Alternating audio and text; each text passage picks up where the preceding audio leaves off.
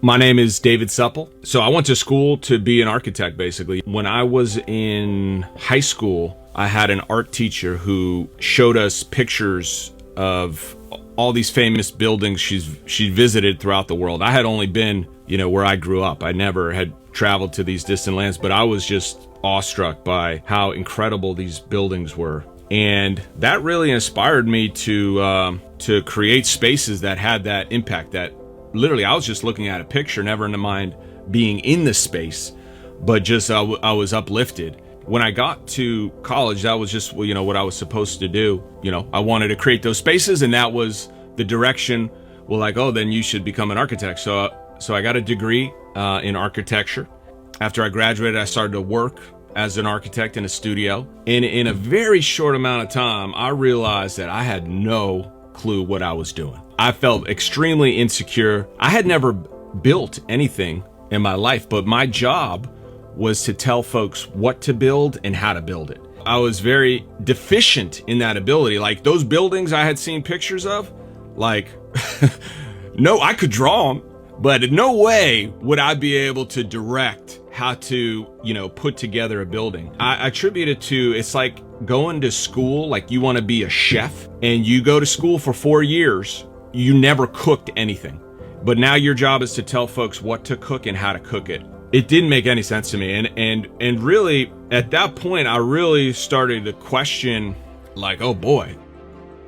I had all this theoretical information, but I couldn't do anything with it. And so, I set out to fill that void, and I just worked as a carpenter for a while. And I did that basically until I got fired. Like I never really made it to be an amazing carpenter, but I was really doing it as a student. I was really doing it to like learn. I would just work and then, go back and try to, fill that lack of information I had on how things, the practicality of how this, how things went together. And at that point I didn't have a job, and I basically started a company pretty much still with the intention to learn. So when I started New England Design and Construction, I would design something for a client, and then I would do all the work myself. And I would, I'd fill in where I couldn't, or get people to help me, but also kind of teach me at the same time. And around that time, somebody told me, they said, the derivation of the word architect, it means master builder. And sure enough, it's very true. It goes back to ancient Greek times, and it means, chief builder or master builder or chief carpenter. Archi is chief or master, and tekton is carpenter or builder. But I started to look in and just pull the string of like, well, how did this happen? How could this happen where this guy, goes to school for 4 years and then has no clue what the hell he's doing? How is that possible? The gist of what I found is that through all periods of time, the architect built. And, you go to different locations on planet Earth, they all speak different languages over different time periods. Obviously, architect, they don't have that word there. But if you do translate the word they had, it always came down to like the same meaning, which was chief or master builder.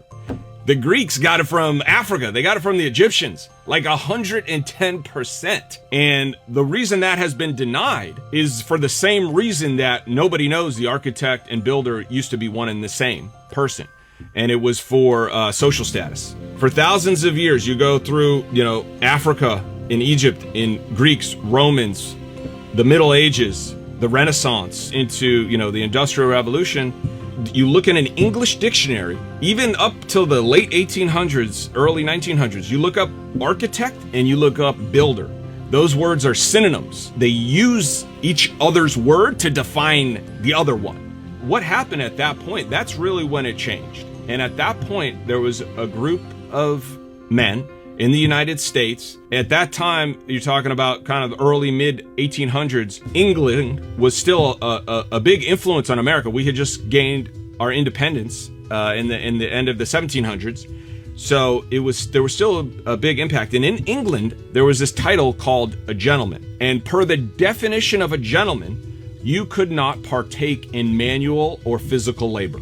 That was just a no-no. So what these builders, the best builders, architects, same word at that time, the problem they were trying to solve is that they could not reach this social status of a gentleman because they built. It was kind of hard to get away from that, right? When your product is a building, like it takes some manual physical labor to do that. And all of these gentlemen had risen up from the trades, from as carpenters or masons. And they got together and they were like, hey, this is the problem we're trying to solve. We're trying to reach this status, but we can't. So let's create a group. They called it the American Institute of Architects, the AIA. Their stated purpose was to raise their social status. That was their stated purpose. They went from wearing work clothes to suits. It was a PR play. It was really a play to position themselves with their clients and away from the building trades from which they all came. The other thing they did, the mid-1800s, it was openly acknowledged that the Greeks got it from Africa, from the Egyptians. Also a social status play. They changed the history books to make it so it started in Europe, so that, these temples, these incredible, the Parthenon just magically sprang with no influence from anywhere else. And they changed that because at that time, in the middle 1800s, you had slavery and you had colonization. And some of the founding members of the AIA had slaves. They got the way an architect was trained switch from that of an apprenticeship system to that of a theoretical university curriculum. And so one of the first things they did was they got this architecture curriculums accepted and adopted into major universities like MIT and Harvard. That's really what changed things.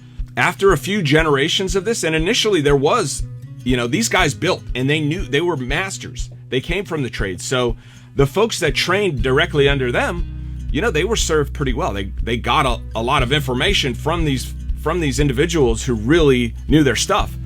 But basically, you had a few cycles of this, right? You had a few graduates, and then they know a little less, and then they know a little less, and then they know a little less.